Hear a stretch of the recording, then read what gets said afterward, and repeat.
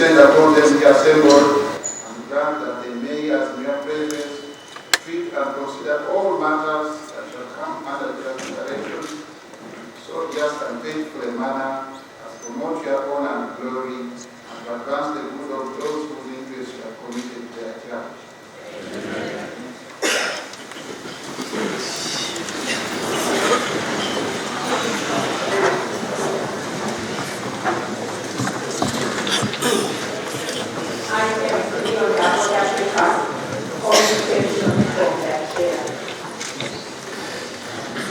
Excellency, Right Honorable Prime Minister of the Republic of India, Mr. Narendra Modi, Excellency, our President of the Republic of Uganda, Mr. Museveni, Right Honorable Deputy Speaker, Parliament of Uganda, Honorable Mrs. Museveni, First Lady, Right Honorable the Prime Minister and Leader of Government Business, I believe, yes, Your Excellency the Vice President is welcome, Leader of the Opposition in Parliament, Honourable Ministers, Members of Parliament, distinguished guests, ladies and gentlemen. Your Excellency Modi, I welcome you very, very warmly on behalf of the Parliament, and I would like to thank our President for inviting you to visit our country, and thank you for honouring us with your visit. This is the 10th Parliament of Uganda, which has 453 members of Parliament, much smaller than the Lok Sabha. It commenced in 2016 and is operating under the multi-party system. There are 4 parties represented in this House, but we also have a large number of independent members of Parliament.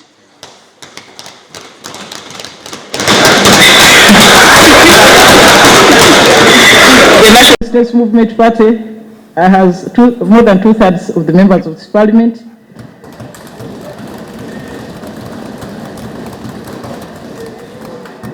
The official opposition is the Forum for Democratic Change Party. We also have the Uganda People's Congress, the Democratic Party, and members of the Uganda People's Defense Forces. Today is a very special day, mainly for two reasons. This is the first time that a serving Indian Prime Minister will address the Parliament of Uganda. Secondly, we have been made to understand that from this Parliament, from this country, the Prime Minister of India will be making a major address to the whole world from the floor of this House.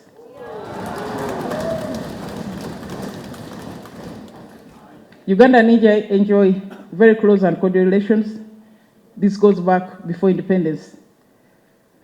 India's freedom struggle inspired many early Ugandan activists to fight for independence, and indeed the struggle was supported by the then Prime Minister Jawaharlal Nehru, leading to Uganda's independence in 1962. India established diplomatic relations in Uganda in 1965, but the earliest Indian settlers in East Africa came in the 19th century, and since then Indians of African origin have lived in peace and harmony with their African brothers. Indeed, Prime Minister, they have settled so well that within this audience, within the gallery, I have 2 former members of Parliament of Indian extraction, the Honorable Sanjay Tana, who was in this House for 10 years, and Mr. Singh Katongole, who was here for 1 year. Mr. Prime Minister, the Indian community has been assimilated in all spheres of life in this country. Of course, we had a dark period during the period of Idi Amin, when many Asians were expelled from this country and their properties confiscated. But we thank our President, who in the mid-80s corrected this injustice, and those affected were allowed to return and repossess their properties. The Indians of Ugandan origin have continued to participate in social, political, and economic activities. We also remember very much the very early members of Parliament, Cherumbai Jakabai, Amin Habib Kasamali, Jaffa, Narendra Patel, who was the Speaker of the First and the Second Parliament. We remember Sugra Visram, one of the first women in Parliament, C.K. Patel, and so many others. In the economic field, Prime Minister, I believe you are aware about the Madvani family, the Mehta family, the Mukwano family, the Jaffa family, and so many others which are engaged in business, trade, and agro-processing, in banking, real estate, hotels, tourism, and ICT. This has made a substantial contribution to our economy. We also, in the academic field, know Professor Mahmoud Mamdani, very, very famous, the late Professor Joseph Carrasco, Mr. Rajat Nyoji, and the late Peter Nazareth, among Ugandans who have made contribution to our education. We therefore commend the government of India for the support extended to the institutions of higher learning, where hundreds of Ugandan professionals have been trained in various disciplines over the years in India. India is one of the largest destinations for medical tourism, and this has been attributed to the abundance of specialist doctors and other medical practitioners, the availability of the latest medical technologies, growing compliance with international quality standards, and relatively reduced costs of medical treatment in India. Patients from Uganda and Africa have benefited from that expertise. Commend the government of India for the necessary policies and environment. Our relations continue to be good, and I just wanted to say that we have also benefited from the support of the former Ugandans in the UK. For instance, in the House of Lords, we have 7 former Ugandans who are serving there. One of them is Lord Popat. He's the envoy, trade envoy, both for Rwanda and Uganda. We have Lord Sheikh, we have Lord Vaji, Lord Gadia, Lord Vara, the Honorable Priti Patel, Honorable Shriti Vadera. These are in the House of Commons. They continue to come to Uganda regularly and have built bridges between our two countries. Your Excellency and Mr. Prime Minister, in the House of Commons in Canada, we have the Honorable Mbina Jaffa of the Jaffa family, who up to today manage the Fairway Hotel, and they keep coming back to this country. We also have many Ugandans who are honorary consuls of Uganda, especially in Canada, and they are doing quite a good job. We also have 2 ambassadors, the Honorable Nimisha Madvani, ambassador, and Ambassador Mumtaz Kasam. All these are serving Uganda in the foreign service. Prime Minister, I also want to inform you that within the House, we have a caucus of India-Uganda, which is just awaiting signing of Memorandum of Understanding so that our Parliament and the Lok Sabha can work together. We have the Honorable Engineer Sechitoreko, Chair, Honorable Helen Kahunde, Vice Chair, Honorable Christina Chen, Honorable Akora Maxwell, Honorable Amoro Paul, Honorable Anyakun Esther, Honorable Ayebaziwe Justine, Honorable Judith Babirie, Honorable Baseke Fred, Honorable Natume Egunyu, Honorable Veronica Isala, Honorable Kabagenyi Rose, Honorable Kamusime Innocent, Honorable Kasozi Ibrahim, Honorable Kiza Winnie, Honorable Florence Mayoga, Honorable Daniel Muheirwe, Honorable Mukisa Robina, Honorable Muko Dazawe, Honorable Roni Mutebi, Honorable Boso Bos, Honorable Soru Maureen, Honorable Yet Simon, Honorable Rabogo Sylvia, Honorable Ramulicha Ibanda, Honorable Simeon Subuga, Honorable Subi Kinyamatama, Honorable Marin Kabugo, Honorable Robina Rakojo.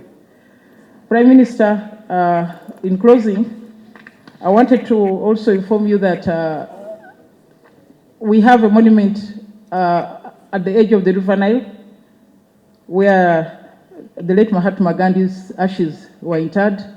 It is a place we would want to encourage the Indian people to come and visit and pay respect to Mahatma Gandhi. But we also think that would be good if the Indian government were to assist us construct a convention center there and a hotel so that people can come and visit. There are also other religious sites in which we want to interest you. In Muchwini for our late Archbishop, in Namugongo for the Uganda Matters, in Chando for the first Archbishop, Bishop Hannington, who was murdered there, in Bugonza, one of the other matters, and in Chevando the site of Matia Mulumba. To that end, Prime Minister, I believe if Air India took again to the skies of Uganda, as it did in the past, this would give confidence to the people of India to visit this country much more. And I would like to commend your work at the Bharat Janatiya Party and the work you've done, which has made a very, very big difference in the population in terms of service delivery and others. So I want to thank you so much and to look forward to stronger and better improved relations. Thank you very much. I now want to invite Your Excellency the President to speak and invite our guest. Thank you very much.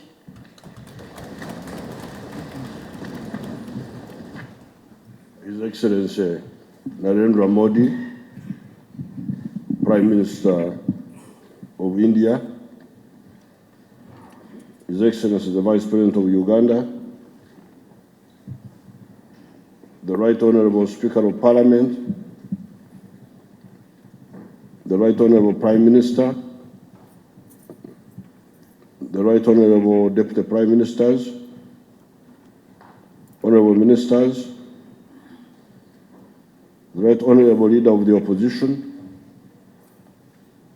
Honorable Members of Parliament, ladies and gentlemen.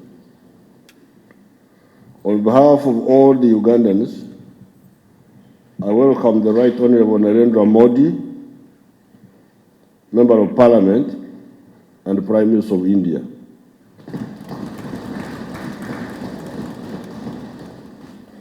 The people of Uganda welcome you with a lot of enthusiasm to Uganda on your second visit to our country, first as Chief Minister of the Gujarat State and now as Prime Minister of the whole of India.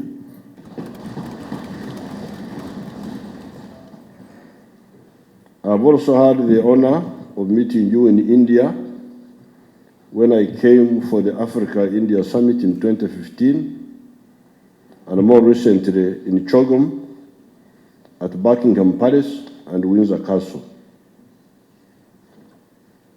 As I said last night, when we were meeting the Indian community in Uganda, India's earliest interaction with East Africa is mentioned in the Periplus of the Erythraean Sea, written by anonymous author around the 1st century AD. It says in one of the portions that the Indian merchants had been plying their trade through the Indian Ocean since the days of ancient Babylon and had even established trading posts along the coast of East Africa. Unfortunately, the peoples of India were subjected to invasions by foreigners that included the Mongolians, the Turkish, the Persians, the Portuguese, the Spanish, the French, the English, etc.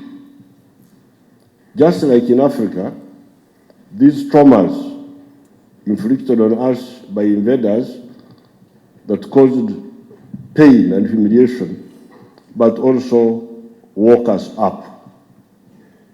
Those foreigners, where they succeeded in conquering us, it was mainly on account of internal weaknesses. Fortunately for India, your last colonizer, the British, ruled the Indian subcontinent together. That was the advantage of India. India was invaded by so many invaders, but the last one, the British, ruled the Indian subcontinent as one unit. This eventually was an advantage for the Indian people. Although the British eventually spoiled this contribution by maneuvering with the secessionists as Indian independence was approaching, nevertheless, the portion of the Indian subcontinent that remained as India was big enough in terms of land size and population to guarantee the future of the Indian peoples in the agreed world order. With a land area of 1 million square miles and a population of 1.25 billion people, present-day India has the critical parameters to strategically guarantee the safety, prosperity, and future of the Indian peoples.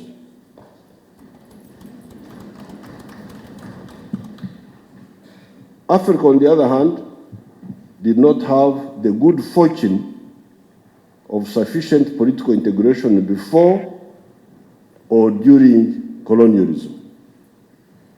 Before colonialism, we were ruled by a myriad of small, despotic, and myopic chiefs or kings. The few empires that emerged from time to time did not last. Moreover, on account of the tropical diseases, the population of Africa remained small, the fact that Africa is the origin of man notwithstanding. These cumulative disadvantages led to the horrors of the slave trade and the humiliation of colonization. As already said, during colonialism, we did not have the good fortune of being governed together. Instead, by 1938, Africa was divided into 53 or so colonies belonging to the French, the English, the Portuguese, the Spanish, or the UN mandated territories. These were apart from Ethiopia, Egypt, and Liberia that were independent by that time. Africans, however, are a tough race of 4 linguistic groups: the Niger-Congo, the Nilo-Saharan, the Afro-Asiatic, and the Khoisan. These are groups that are either similar or linked. They are a nation of 4 linguistic groups. Genetically, they are tough. They do not die easily.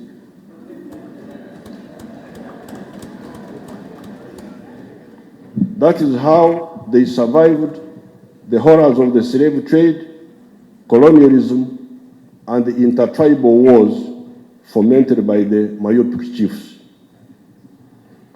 With the success of the anti-colonial struggle, which we shared with the Indian freedom fighters such as Gandhi and Nehru, the Africans faced 10 strategic bottlenecks that they have been battling with. These are ideological disorientation, number 1, weak states, especially weak armies that cannot guard the borders, underdeveloped infrastructure like the lack of railways, electricity, the roads, telephones, etc., the underdevelopment of the human resource, lack of education and poor health, interfering with the private sector, either by policy or by corruption, like in the case of Idi Amin, who uprooted the Indian private sector in 1972, a fragmented African market on account of colonialism, a fragmented African market. India is a market of 1.2 billion people under one political authority. Here, we are 1.25 billion or so now, but we are fragmented into 54 countries or something like that. Exporting unprocessed raw materials and therefore getting little money and losing jobs and the lack of industrialization. The underdevelopment of the services sector, e.g. hotels, banking, transport, insurance, tourism. The underdevelopment of agriculture, and the attack on democracy. These are the bottlenecks which we faced when we got independence. I am saying this because Africa is very confusing to people who don't live here.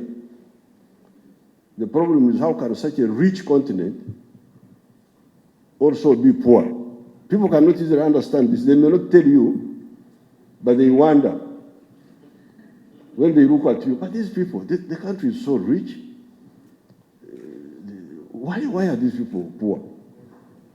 They may not tell you. But the issue is that these Africans had to battle with so many problems.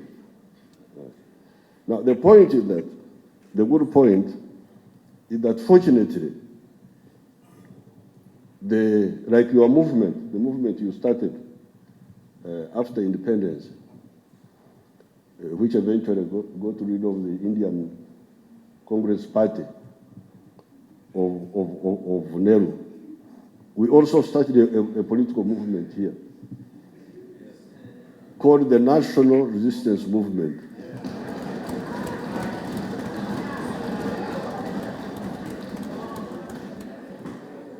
This house is full of those people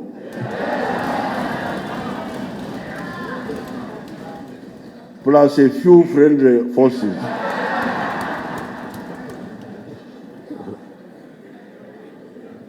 So therefore, I don't want to give an essay because I have written about this.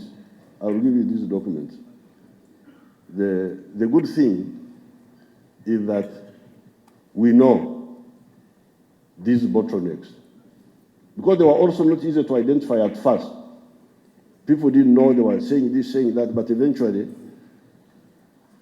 after long analysis, we identified the bottlenecks. Therefore, our friends in the world should know that the long night of African subjugation and marginalization is over. Why is it over? It is over because we have identified these bottlenecks. We have identified them. We have not solved all of them, but we are dealing with them one by one. For instance, if you take the issue of the fragmented market, fragmented African market, what was our solution? With the signing of the CFTA agreement, Continental Free Trade Area agreement in Kigali recently, and the Abuja Treaty of 1991, Africans are now conscious that Africa must act as one as far as the market is concerned. Our 1.25 billion people will be 2.5 billion by 2050. Africa is 12 times the size of India in land area and 4 times the size of China. With economic integration, Africa will be one of the powerhouses of the world economy henceforth. Some parts of Africa even aim at political integration to form more capable political units that can guarantee the future of the African peoples. Therefore, Your Excellency, be assured that India and our other friends in the world have reliable partners in the rising Africa, in the Africa which is rising up. The fact that we have to deal with more problems, notwithstanding. I thank Your Excellency for visiting us, and I invite you to address us.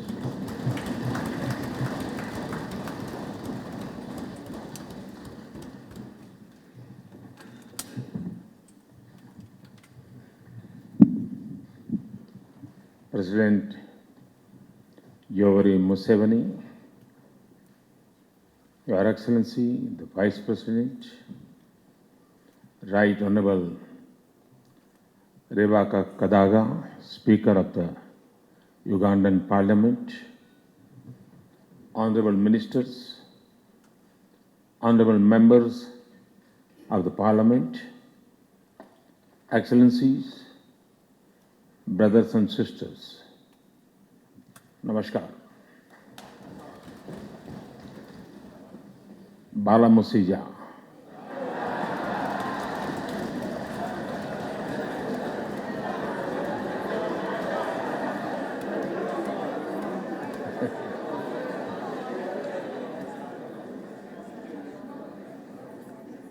I'm deeply honored by the invitation to address this august house. I've had similar privilege in other parliaments. This is, however, special.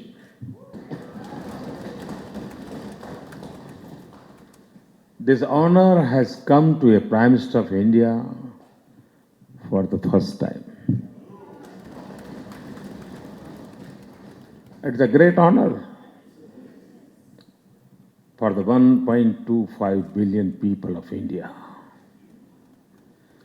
I carry their greetings and warm wishes of friendship with me to this house and for all the people of Uganda.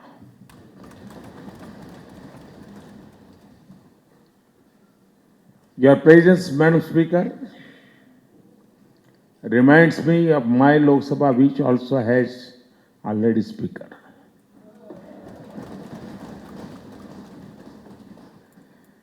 I also see a large number of young members of Parliament here.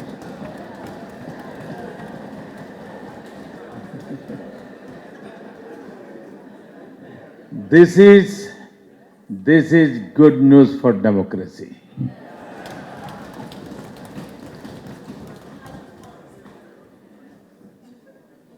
Every time I come to Uganda, I'm enchanted by this pearl of Africa. It is a land of immense beauty, great wealth of resources, and rich heritage. Its rivers and lakes have nurtured civilizations across the large region. I am conscious of the history that brings us to this point when the Prime Minister of the largest democracy is speaking to elected members of the Parliament of another sovereign nation. Our ancient maritime links, the dark ages of colonial rule, the sad struggle for freedom, the uncertain paths as independent countries in a divided world, the dawn of the new opportunities and the new unity of aspirations of our young population. All of this connect us. Mr. President, our people are among the many threads that connect Uganda and India together. Over a century ago, the heroic labor connected Uganda to the shore of the Indian Ocean through railways. Your gracious presence today speaks of these precious bonds of friendship and solidarity between our people. You have brought peace and stability to your nation and to the region.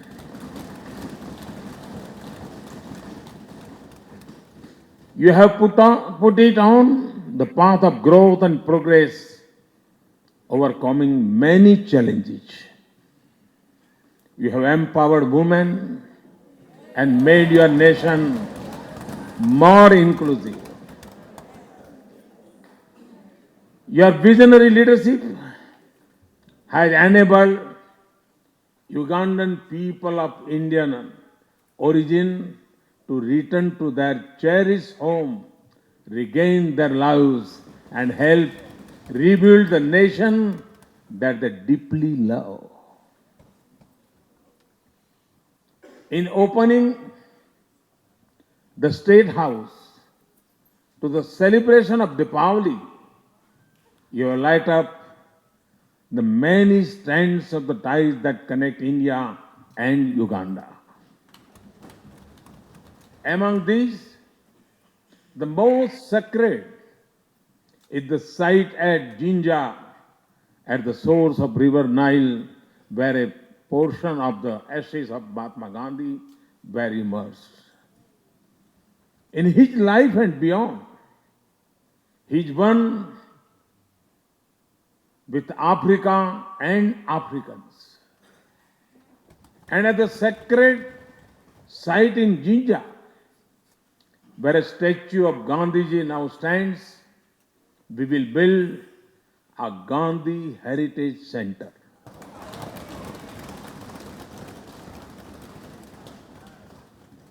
As we approach the 150th birth anniversary of Mahatma Gandhi, there can be no better homage than a center to remind us of Africa's role in shaping his mission that even inspired Africa to freedom and justice and the universal and timeless values of life and message.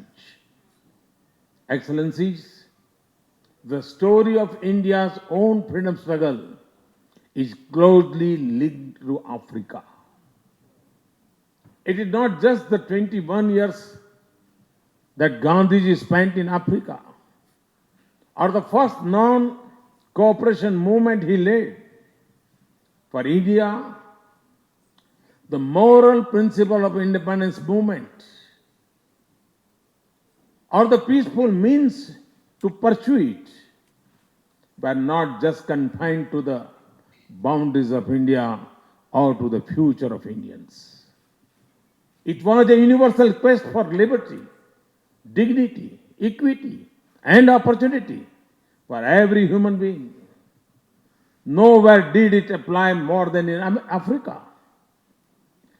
20 years before our independence, the leaders of our national movement had linked India's freedom struggle to the fight against colonial rule around the world, especially Africa. Even as India stood on the threshold of independence, the fate of Africa was not far from our minds.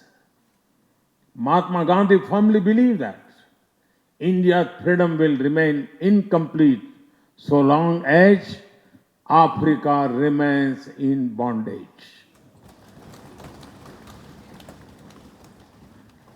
Free India did not forget her words.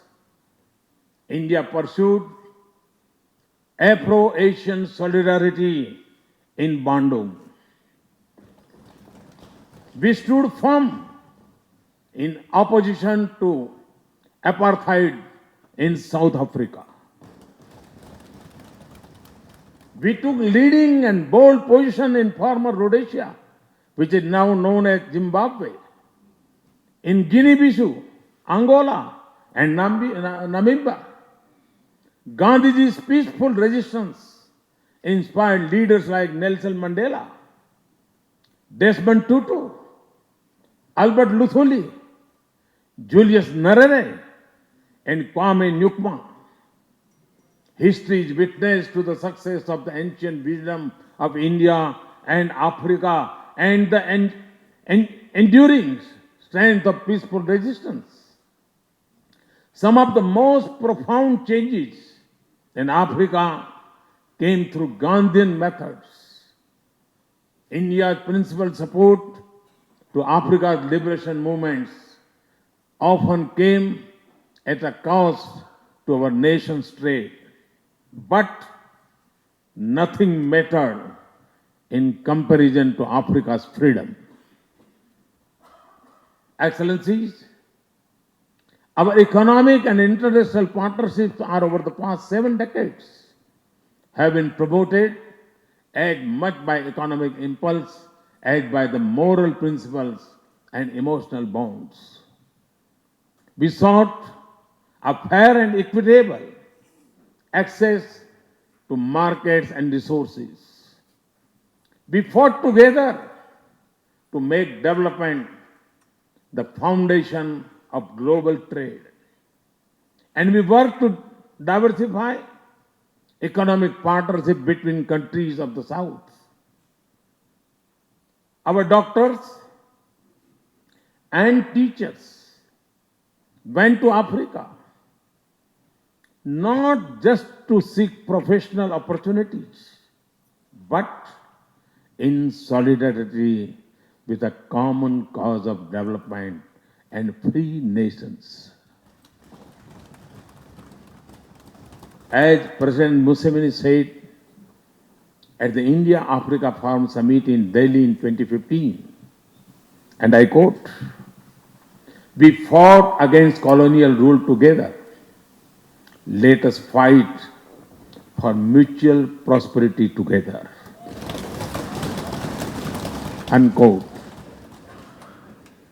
Excellencies, today India and Africa stand on the threshold of a future of great promise. As confident, secure, youthful, innovative, and dynamic people. Uganda is an example of Africa on the move.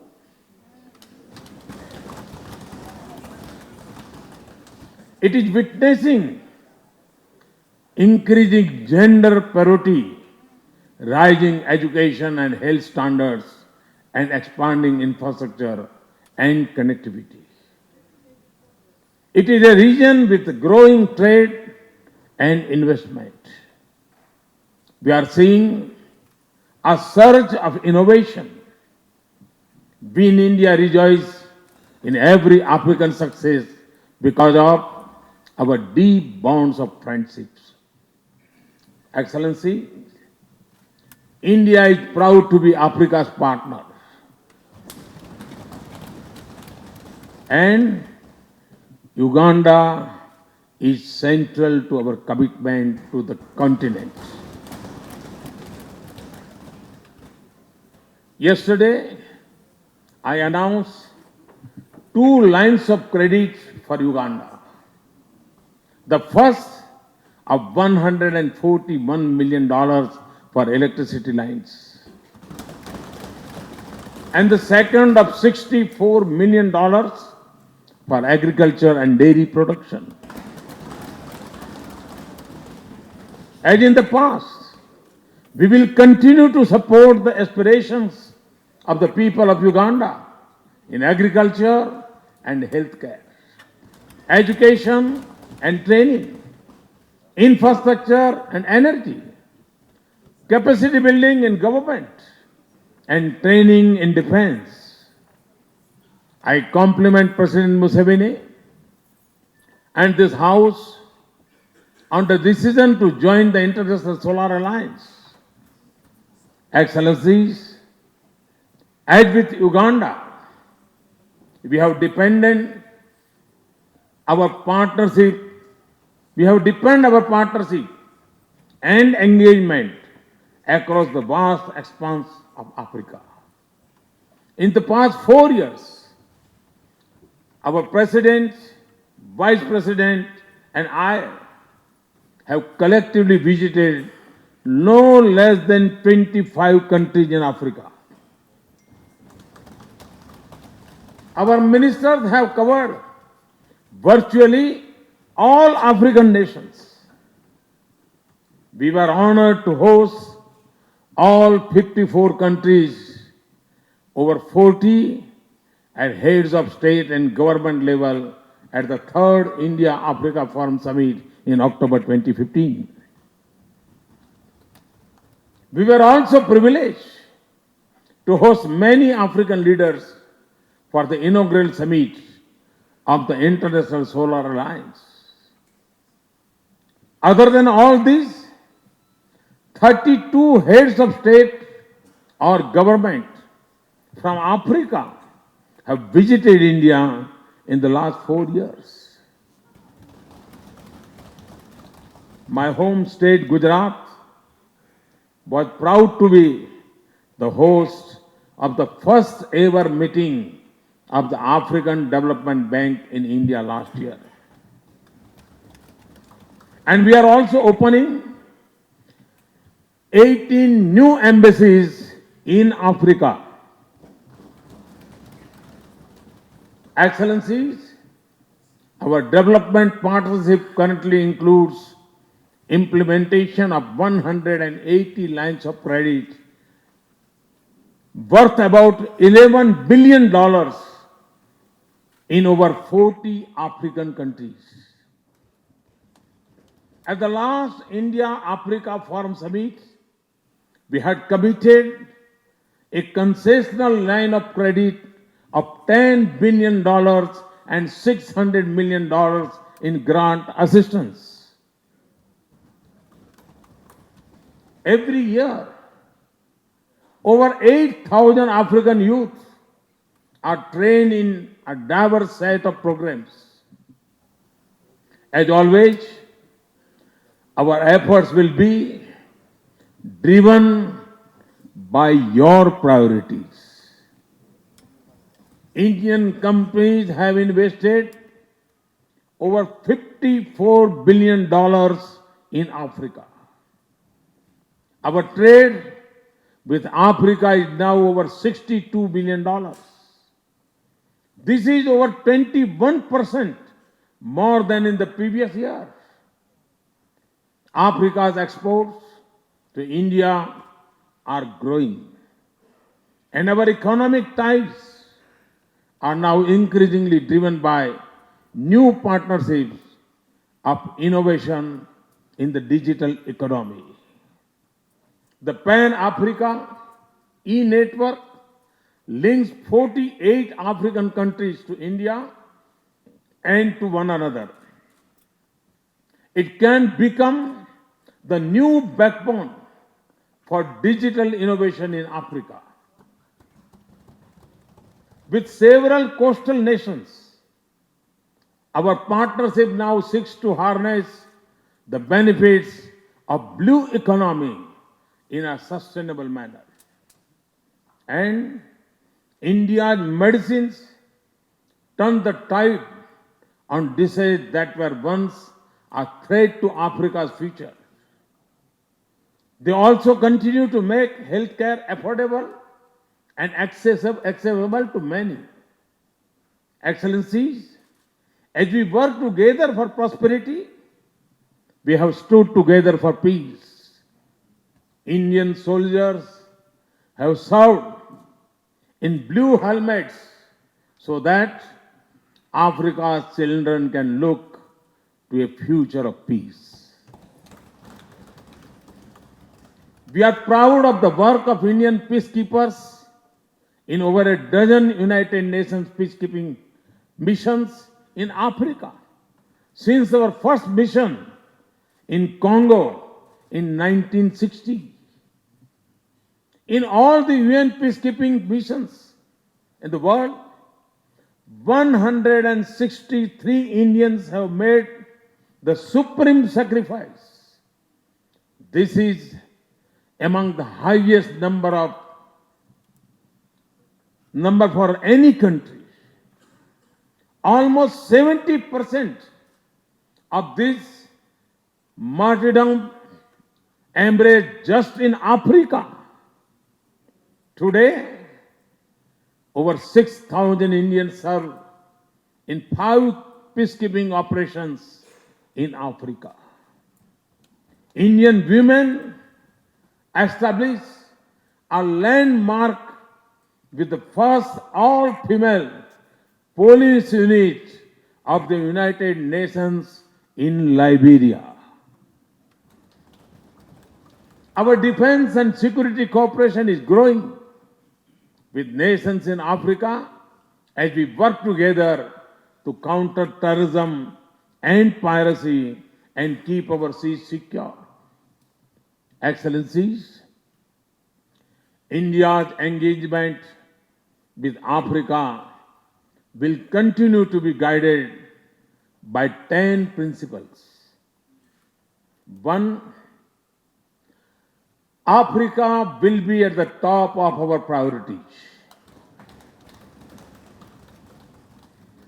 We will continue to intensify and deepen our engagement with Africa. As we have shown, it will be sustained and regular. 2. Our development partnership will be guided by your priorities. It will be on terms that will be comfortable for you, that will liberate your potential and not constrain your future. We will rely on African talent and skills. We will build as much local capacity and create as many local opportunities as possible. 3. We will keep our markets open and make it easier and more attractive to trade with India. We will support our industry to invest in Africa. 4. We will harness India's experience with digital revolution to support Africa's development, improve delivery of public services, extend education and health, spread digital literacy, expand financial inclusion, and mainstream the marginalized. This will not just be our partnership to advance the United Nations Sustainable Development Goals, but also to equip the youth of Africa for their place in the digital age. 5. Africa has 60% of the world's arable land, but produces just 10% of the global output. We will work with you to improve Africa's agriculture. 6. Our partnership will address the challenges of climate change. We will work with Africa to ensure just international climate order, to preserve our biodiversity and adopt clean and efficient energy sources. 7. We will strengthen our cooperation and mutual capabilities in combating terrorism and extremism, keeping our cyberspace safe and secure, and supporting the United Nations in advancing and keeping peace. 8. We will work with African nations to keep the ocean open and free for the benefit of all nations. The world needs cooperation and not competition in the eastern shores of Africa and the eastern Indian Ocean. That is why India's vision of Indian Ocean security is cooperative and inclusive, rooted in security and growth for all in the region. 9, and this is especially important to me, as global engagement in Africa increases, we must all work together to ensure that Africa does not once again turn into a threat of rival ambitions, but becomes a nursery for the aspirations of Africa's youth. 10. Just as India and Africa fought colonial rule together, we will work together for a just, representative and democratic global order that has a voice and a role for a one-third of humanity that lives in Africa and India. India's own quest for reforms in the global institutions is incomplete without an equal place for Africa. That will be a key purpose of our foreign policy. Excellencies, if this is to be a century of nations rising together in freedom and equality, if this is to be an age when the light of opportunity dawns on all humans, if this is a time when our planet has a more hopeful future, then all of this magnificent continent of Africa must walk in step with the rest of the world.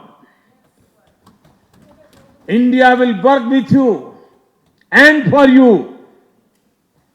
Our partnership will build instruments of empowerment in Africa.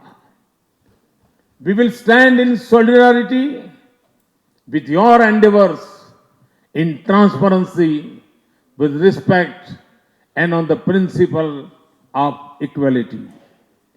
We will speak for you and with you. 2/3 of India and 2/3 of Africa is under the age of 35 years. And if the future belongs to the youth, then this century is ours to shape and build. And let us begin, and let us be guided by the Ugandan saying, that is, Anaye Jitahidi Hufaidi, which means one who makes the extra efforts will benefit. India has made that extra effort for Africa and will always do so for Africa's benefit. Thank you very much. Asante Sana.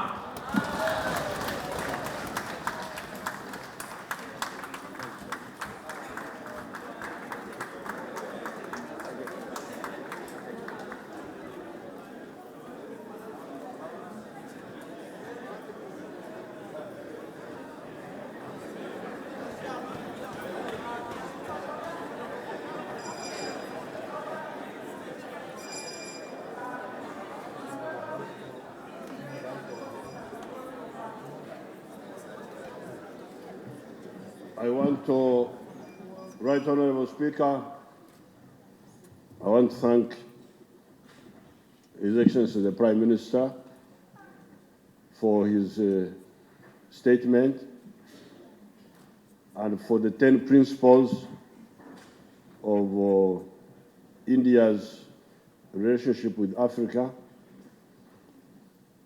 but in particular for the 3 points. Number 1, building a Mahatma Gandhi Heritage Center at the source of the Nile.